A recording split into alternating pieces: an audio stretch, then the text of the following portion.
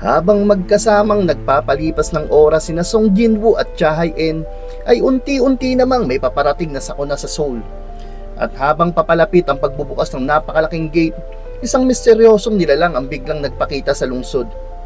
Lumipat ang eksena sa lungsod, makikita ang isang napakalaking gate, napasabi ang isang hunter habang nakatingin sa dambuhalang gate.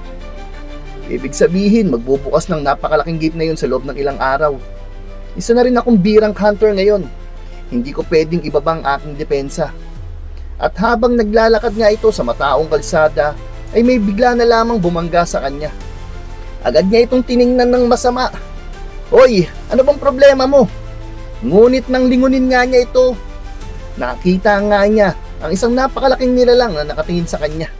Dahil dito, napatingin na rin ang mga tao sa paligid at nagsimulang magbulungan. Anong nangyayari doon? Nag-aaway ba sila? Grabe, ang laki ng lalaking yun. Pakiramdam ko kaya niyang makipagsabayan kay Ma Dong-wook. Malamang hunter din yun, hindi kaya? Total puro hunter na lang naman ang natitira dito sa Seoul ngayon. Pero balo ba yung isang lalaking yan? Kapag hindi siya nag-ingat, baka iuwi na lang siya sa ambulansya. Ngunit kahit ganoon kalaki ang kaharap niya, ay hindi nagpatinag ang bagong birang hunter. "Oy mister, marunong ka bang humingi ng sorry kapag may nababangga ka?" At sa isip-isip nga nito, tila lumaki ang kanyang kumpiyansa matapos tumaas ang kanyang rank. Isa na akong birang hunter ngayon, at isa pa sa mga pinakamalalakas sa rank na iyon. Tapos na ang mga araw na kailangan ko magpaalipin sa boss ko at maliitin ang mga tauhan ko. At sinabi nga nito na, "Ano, tititig ka na lang ba dyan? Kapag may nagawa kang mali, dapat marunong kang umamin at humingi ng tawad." Ngunit sa mismong sandaling iyon, ay bigla na lamang umatake ang monarch sa Sirakan. Sa isang iglap ay nilamon nito ng buong buo ang baguhang hunter. Dahil dito ay natulala ang mga hunter sa paligid bago sila mapasigaw sa matinding takot. Kinain niya siya! Kinain niya ang tao! At dito nga, tuluyang nagsimulang magpakawala ng malakas na puwersa ang Monarch of Fang sa Sirakan. Sumabog ang napakalakas na puwersa mula sa kanyang katawan. Nagtalsikan ang mga hunter sa paligid na parang mga laruan lamang. Nawasak ang mga gusali, tumilapon ang mga sasakyan, at maraming hunter ang agad na namatay sa kanyang pag-atake. Habang nanginginig sa takot ang lahat, sinabi ni Rakan na, "Makinig kayong mabababang mga tao. Simula ngayon, hahantingin ko na kayo. Dudurugin ko ang marurupok ninyong mga balat at laman gamit ang aking mga pangil at kuko.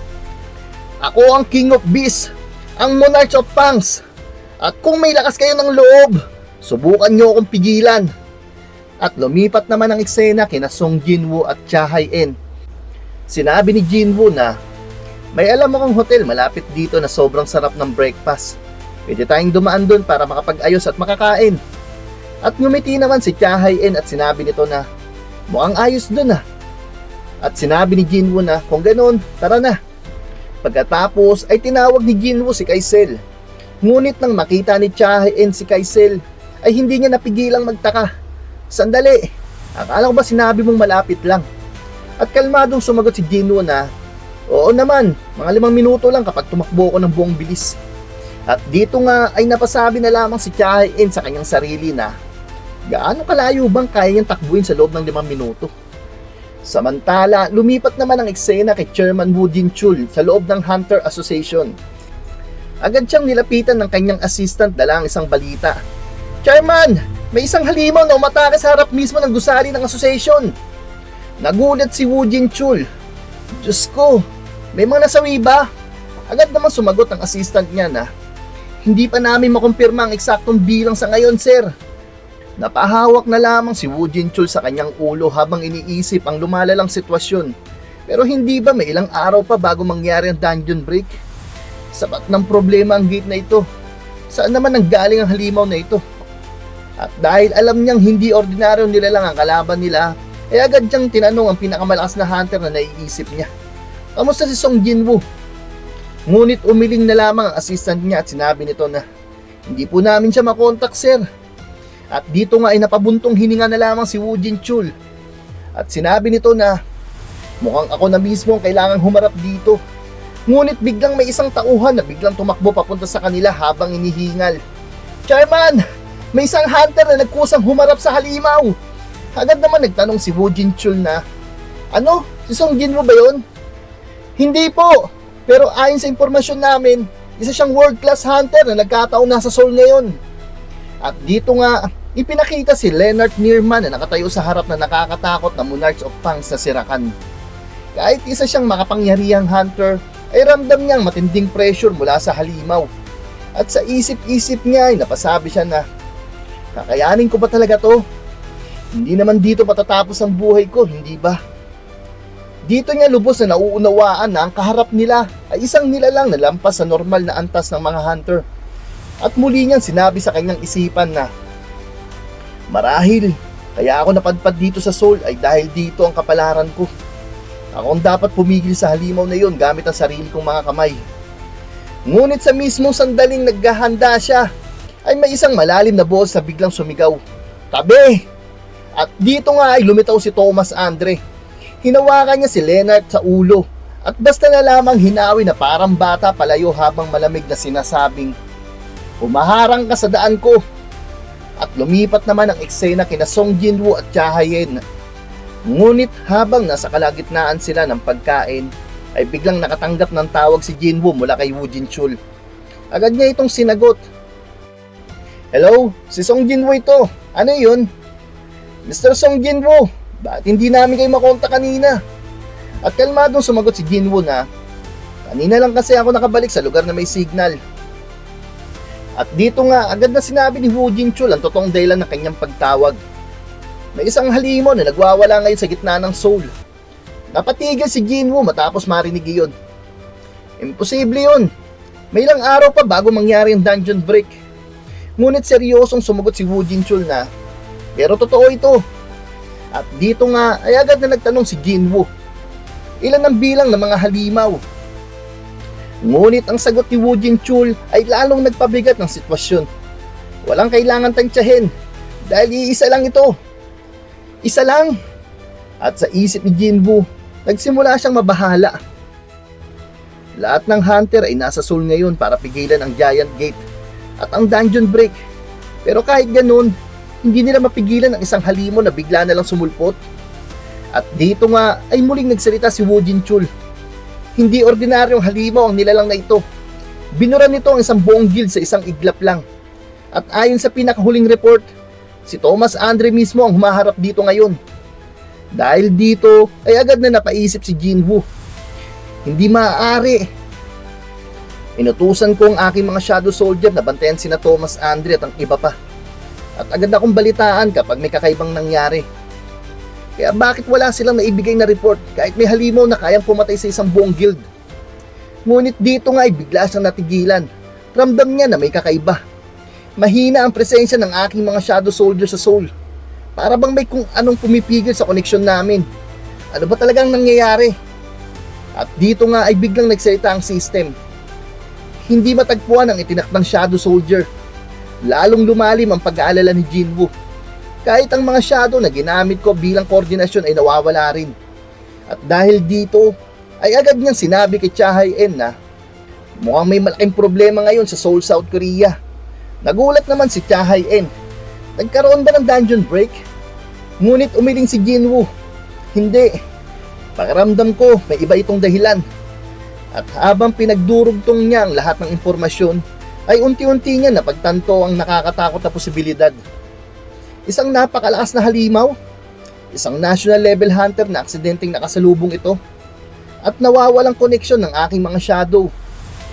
Huwag mong sabihin. At dito nga ay agad niyang sinabi kay Woo Jin-chul na, "Chairman, tignan niyo kung may anino ang halimaw na iyon. Kailangan ninyong kumpirmahin kung mayroon ba talaga o wala." Nagulat naman si Woo Jin-chul, "Anino?"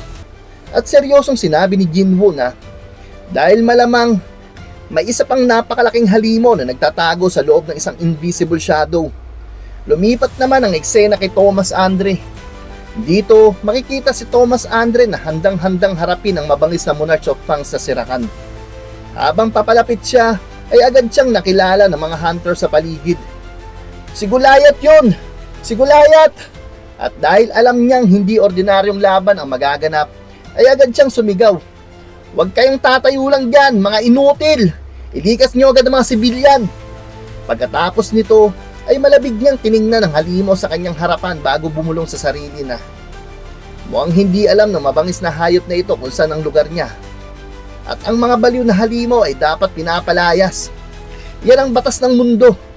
At dito nga, nagharap ang dalawang tunay na mga halimaw, si Thomas Andre at ang Monarch of Punks. Sa mismong sandaling nagbanggaan ang kanilang mga puwersa, ay tila yumanig ang buong paligid. Sumabog ang napakalakas na enerhiya at nagwasakan ang mga gusali sa paligid nila. Habang nakangisi si Rakan, ay bigla itong sumugod kay Thomas Andre at direktang kinalmot ang kanyang dibdib. Ngunit kahit tinamaan siya ng harapan, ay hindi man lang umiwas si Thomas Andre. At doon nga nakita ng lahat ang nakakagulat na bagay. Hindi tumalab ang matutulis na kuko ng Monarch of Punks. Dahil dito ay agad na gumanti si Thomas Andre. Isang napakalakas na suntok ang kanyang pinakawalan at direktang tumama kay Rakan. Dahilan upang yumanig muli ang paligid. At dito nga nagsimula ang sunod-sunod nilang pagpapalitan na napakabibigat ng mga atake. Bawat banggaan nila ay tila kayang gumiba ng buong syudad. Ngunit kahit paulit-ulit na tinatamaan si Rakan, ay parang walang epekto rito ang mga atake. Sa halip, lalo pa itong nakangisi habang lumalaban. Samantala, lumipat naman ang eksena kay Choi Jong-in. Habang pinagmamasdan niyang magulong sitwasyon, ay agad siyang nagtanong sa isang hunter, "Kamusta ng evacuation?" At mabilis naman sumagot ang hunter, "Kasalukuyan pa rin naming inililigtas sa mga sibilyan sa loob ng mga gusali." At muli naman nagtanong si Choi Jong-in, "Aling mga guild ang kasalukuyang humaharap sa halimaw?" At sumagot ang hunter na, "Ang PN Guild at White Tiger Guild po ang ipinadala. Ang mga hunter mula sa iba't ibang panig ng bansa ay nagtipon doon dahil sa malaking gate. Sigurado akong mapipigilan agad nila ang halimaw doon, sir. Ang Hunters Guild ay mag-focus na lang sa pagliligtas at paglikas ng mga sibilyan palabas ng lugar." Ngunit napabulong na lamang si Choi Jong-in. Mapipigilan agad? At sa kanyang isipan, ramdam niyang matinding kaba habang pinagmamasdan ang napakalakas na aura mula sa malayo. Si Thomas Andre, isang national level hunter, ay kasalukuyan nakikipaglaban sa isang misteryosong halimaw. Ang napakalaking presensyang ito, hindi ko pa ito nararamdaman kahit nung Jeju Island raid. Anong klaseng halimaw bang karap ni Gulayat? Samantala, bumalik naman ang eksena sa matinding labanan ni na Thomas Andre at Rakan. Makikita na paulit-ulit na tumatalsik at nabubugbog si Rakan dahil sa malakas na atake ni Thomas Andre. At matapos niya itong tumalsik, ay agad itong sumugod muli gamit ang kanyang ulo upang banggain si Thomas Andre. Ngunit mabilis naman siyang hinawakan ni Thomas Andre sa katawan at sa isang iglap ay pinakawalan niyang napakalakas na power bomb. Dahil dito ay halos mabasag ang buong kalsada at yumanig ang paligid sa lakas ng impact. Ngunit kahit ganong kalakas ang ataking pinakawalan ni Thomas Andre, ay mabilis din na nag-counter-attack itong si Rakan. Sa isang mabangis na pag-atake ay tumilapon si Thomas Andre na napakalayo. At habang nakatingin sa kanya ay nakangisi lamang si Rakan. Ngunit hindi rin naman nagpatinag itong si Thomas Andre. Mabilis siyang tumayo at dito nga tuluyan niyang ginamit ang kanyang reinforcement ability. At sa mismong oras na iyon ay dumating naman ang grupo ni Baek Hyun-ho. Habang pinagmamasdan nilang kaguluhan ay sinabi ni Baek Hyun-ho na mukhang dito nagaganap ang totoong laban. Maganda kayong lahat. Ngunit bigla nga silang nagulat nung may isang malaking bagay na tumalsik at bumagsak mismo sa kanilang harapan. At doon nga nila nakita ang nakakatakot na halimaw. Dahil dito ay napasabi si Baek Hyun-ho na, "Yan bang magic beast na inuulat na lumitaw?" At nang lingunin naman niya ang kabilang direksyon ay nakita nga niya si Thomas Andre. Kung ganun, ang lalaking iyon ay si Gulayat, ang sikat sa buong mundo na si Thomas Andre. Samantala, maririnig naman ang sigawan ng mga hunter sa paligid habang pinapalakas nila ang loob ni Thomas Andre. "You're the best! Gulayat! Patayin mo siya!" At habang papalakas ng papalakas ang pressure mula sa labanan, ay agad na sumigaw si Thomas Andre sa mga hunter sa paligid, "Mga inutil! Magtago kayo agad!" Dahil ramdam niya na anumang oras ay maaaring madamay ang lahat sa labanang iyon. Samantala, habang pinagmamasdan naman ni Baek Hyun-ho ang Monarch of Punks, na si Rakan ay agad niyang napagtanto ang nakakatakot na katotohanan. Hindi ordinaryong halimaw ang nilalang na iyon. At habang unti-unti siyang nagtatransform gamit ang kanyang beast transformation, ay sinabi niya sa kanyang sarili na kailangan ko ring mag-transform agad. Ngunit sa mismong sandaling iyon ay dahan-dahang lumapit si Rakan kay Baekhyunho. At dito nga nagkatapat ang dalawang beast type hunter. Ngunit kahit isa si Baekhyunho sa pinakamalalakas na hunter ng Korea, ay ramdam na ramdam niyang matinding takot habang kaharap ang Monarch of Pangs. Para siyang isang maliit na tigre na nakaharap sa isang dambuhalang hari na mabangis na halimaw. At sa kanyang isipan ay hindi niya maiwasang manginig. Isa itong animal instinct, ang desperadong pakiramdam na ayaw mo maituring na biktima. Hindi ko man lang siya matignan ng diretso sa kanyang mga mata. At matapos nga siyang titigan sandali ni Rakan, ay tila nawalan ito ng interes sa kanya. Basta na lamang siyang nilampasan ng Monarch of Pangs at diretsong naglakad papunta kay Thomas Andre. At dito nga ay ginamit ni Rakan ang kanyang kapangyarihan na telekinesis. Sa isang iglap ay nagsimulang lumutang ang mga sasakyan, debris at malalaking tipak ng semento sa paligid. At walang pag-aalinlangan na direktang ibinato ng Monarch of Pangs ang lahat ng iyon kay Thomas Andre. Ngunit imbis na matinag, ay isa-isa lamang hinawi ni Thomas Andre gamit ang kanyang napakalakas na katawan. At dito nga, nanlaki ang mata ni Rakan. Ngunit hindi doon nagtapos si Thomas Andre. Agad ding nang ginamit ang sarili niyang telekinesis at sabay-sabay niyang hinatak ang lahat ng debris sa paligid. Kasabay nito ay may higanting pwersang humatak din kay Rakan papunta sa kanya. At nang mapalapit na ang Monarch of Pangs, ay agad na pinakawalan ni Thomas Andre ang kanyang napakalakas na skill na smash. Direktang tinamaan si Rakan ng matinding ataking iyon. Bumagsak ito ng malakas sa lupa, dahilan upang mabasag at yumanig ang buong paligid. Ngunit hindi nag-aksaya ng oras si Thomas Andre. Habang nakaundusay si Rakan, ay sunod-sunod niyang pinakawalan ng mabibigat na atake upang tuluyang itong tapusin. Subalit habang patuloy siyang umaatake, ay may kakaibang pakiramdam na unting-unting bumabalot sa kanya. At sa kanyang isipan ay napasabi siya na, ano ito? May kakaibang kaba akong nararamdaman. Pakiramdam ko, unti-unting lumalayo sa akin ang tagumpay. Ngunit kahit ganoon ay binuhos pa rin niya ang lahat ng kanyang lakas. At dito nga ay bumero si Thomas Andre para sa isang napakalakas na atake. Ngunit sa mismong sandaling ito, sinalulang ni Rakan ang kanyang atake gamit ang mga kamay nito. At habang hawak ni Rakan ang dalawang kamay ni Thomas Andre, ay nakangisi ito at nagsalita na, nakakagulat! Para sa isang hamak na puppet ng fragment, nagtataglay ka ng ganitong klaseng lakas ha? At dito nga ay nagsimulang magbago ang anyo ng Monarch of Pangs. Unti-unting lumalaki ang kanyang katawan habang mas lalo pang lumalakas ang nakakakilabot na aura na kanyang pinapakawalan. Pagkatapos ay muli siyang nagsalita habang malamig na nakatitig kay Thomas Andre. Pero nagsawa na ako sa mumuti mong mga panlilinlang. Natatakot ka ba? Nararamdaman mo bang takot? At kasabay ng kanyang mga salita ay sunod-sunod na mabibigat na atake ang pinakawalan ni Rakan laban kay Thomas Andre. At sinabi pa nito na, nawalan ka na ba ng pag-asa? Habang pinapanaw dito ng mga hunter sa paligid, kabilang sina Baekhyunho ay unti-unting nanlaki ang kanilang mga mata. Ramdam nilang matinding takot habang nakikita kung paano unti-unting nadudurog si Thomas Andre sa kamay ng halimaw. At habang hawak-hawak niya si Thomas Andre, ay biglang may napansin si Rakan sa loob ng anino ni Thomas Andre. Mukhang may isang maliit na daga na nagtatago rito. At dito nga ay bigla niyang hinablot palabas ang isang shadow soldier na Song Jinwoo na nagtatago sa anino ni Thomas Andre. Pagkatapos ay sinakan niya ito at sinabing, ano ang ginagawa mo sa pagtatago sa anino? Ang istorbo mo, lumayas ka! At sa isang iglap ay dinurog niya ang shadow soldier gamit lang ang kanyang mga kamay. Samantala si Thomas Andre naman ay nakaluhod na habang hawak sa ulo ni Rakan. Muli niya itong hinawakan sa liig at nagsimulang pigain ng mas malakas. Ngayon naman, ituloy natin ang naudlot natin. Mukhang kumpiyansa ka sa iyong lakas ha. Kaya gawin natin itong laban ng purong pwersa. At habang unti-unting nababasag ang baluti ni Thomas Andre dahil sa higpit ng pagkakapiga sa kanya, ay biglang nagulat si Rakan. Dahil baluti na lamang pala ang hawak niya. Sa likuran niya ay agad siyang sinakal ni Thomas sa Andre habang sumisigaw na, "Ano bang pinagsasabi mo?" Ngunit kahit sinakal siya ni Thomas Andre, ay ngumiti lamang si Rakan at tila walang kahirap-hirap niyang ibinaluktot ang kanyang leeg patras bago mabilis na bumaliktad.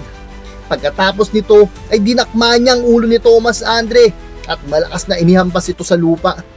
Dahil sa lakas ng impact ay muling nagwasakan ang buong paligid.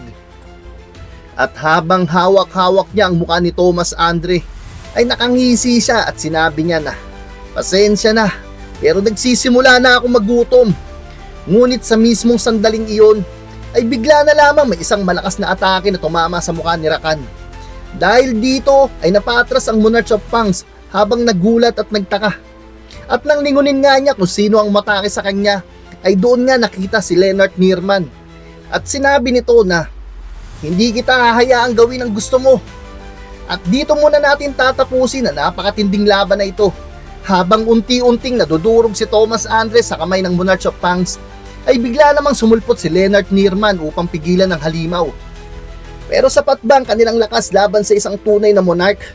At paano pag sumulpot ang iba pang mga monarchs? Abangan sa susunod na episode ng Solo Leveling Season 3 Manual Review. Dito lang sa Anime Kwento Hub, kung saan ang paborito mong anime ay kinukwento na malinaw sa Tagalog.